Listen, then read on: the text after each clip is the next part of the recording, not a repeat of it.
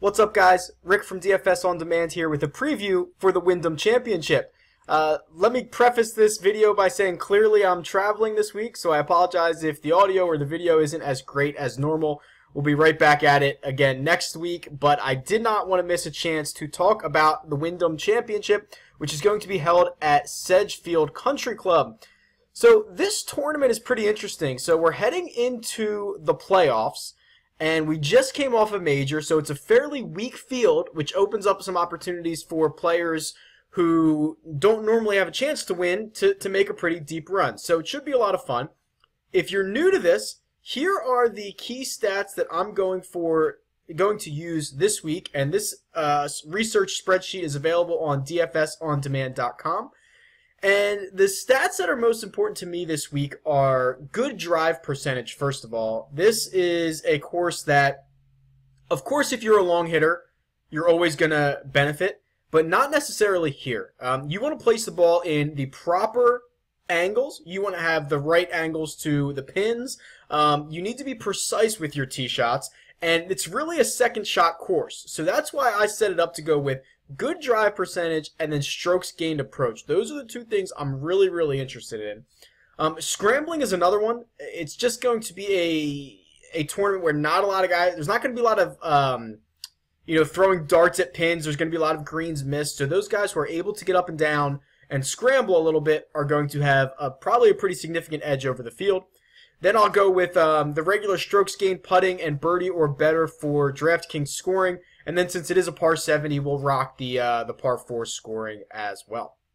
So let's get into this. Pretty interesting field here at the top. So we've got Henrik Stenson, Kevin Kisner, and Jason Dufner kind of headlining this field. I think that Stenson and Dufner are kind of two GPP plays. Stenson, had a terrible run in the middle of the season, seems to be getting back into form. Kisner, what he's done, damn near won the PGA Championship last week. Some would say he probably should have won it, or at least had the lead with 10 holes to go. So Kisner playing well. This course again sets up for him. But it's Jason Dufner who I think is the most interesting from a GPP standpoint, and it's really just where his pricing is at. He is priced between Kisner, who's probably the chalk of the week, Haas and Simpson, who we'll get to in a second, super chalk. But Dufner sits here at 10,400, and I'm going to let the industry feel its way out and figure out where we're going to go with ownership here. But Dufner checks in as my #1 ranked golfer. Here he is. And the reason for that is how good he is at the two stats that are really important here at Sedgefield, which is good drive percentage and strokes gained approach. He's excellent at both of those. He makes a ton of birdies. I don't know if people realize that.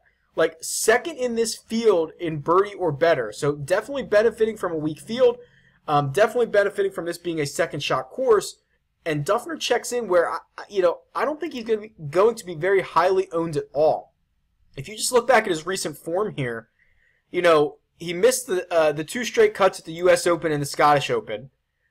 But he's only, 6 tournaments removed from a win at the Memorial? And he's played some of the most difficult fields and difficult tournaments since then. The PGA Championship, the Bridgestone, the Open Championship, and the U.S. Open. That's a gauntlet of tournaments. Now he rolls into the Wyndham, playing okay, not playing terribly. Won six starts ago. And this is a course that would presumably set up really well for him.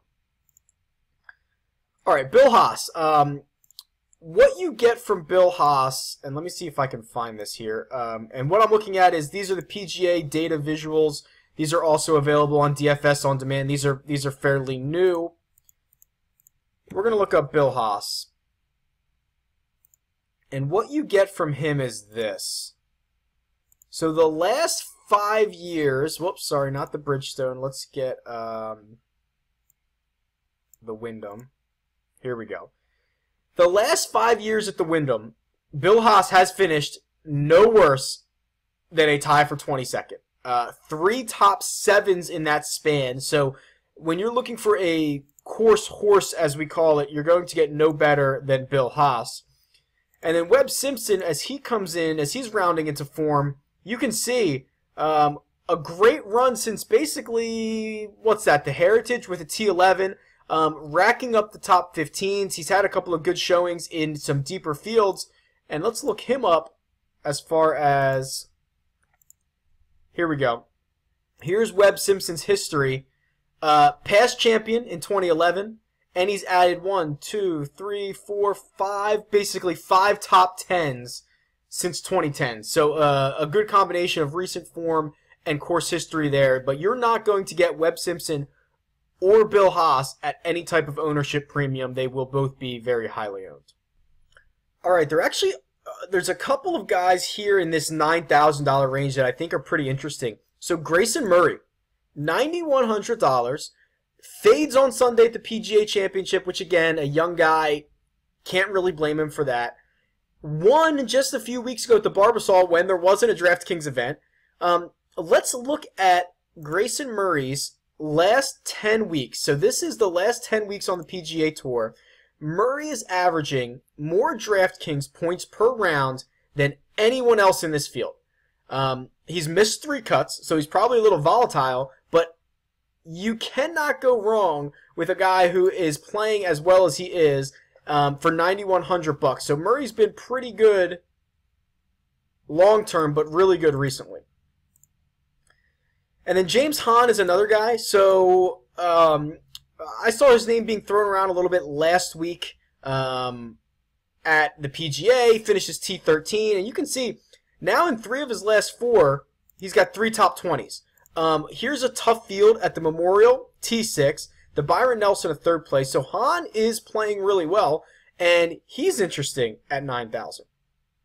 Now, here's the guy that I will probably be the heaviest on.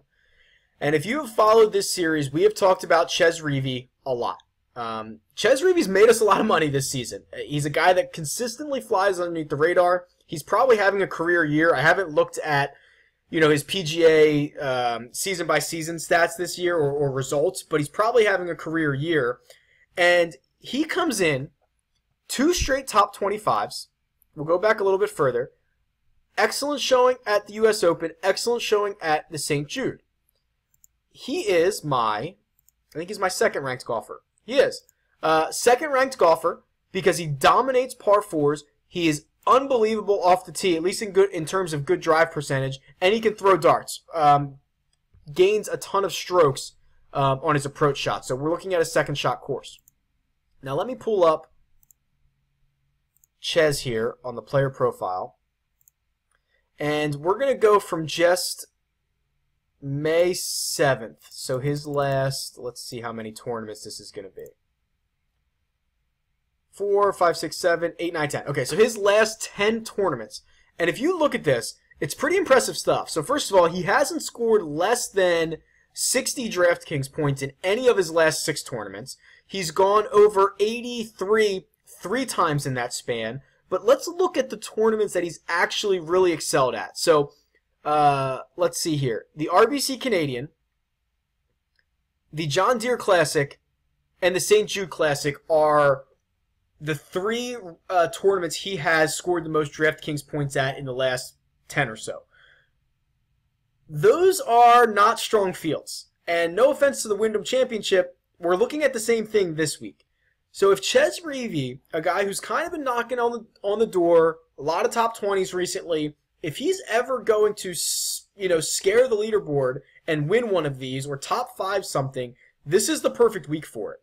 And I think he's a little bit underpriced. I'll show you that at the end. I think he's just a little bit underpriced at $8,100. So I think I'm going to be heavily invested in Chez Reavie.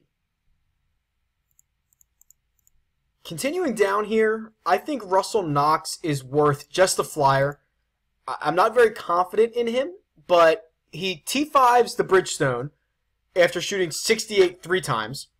Then he went out the first round of the PGA Championship. He went out early, and he was like 3 under in the first 6 holes or something like that, and then just completely imploded and shoots a 77. I'm not sure what happened there. I'm almost willing to give him a pass at the PGA Championship just because of how difficult that's going to be.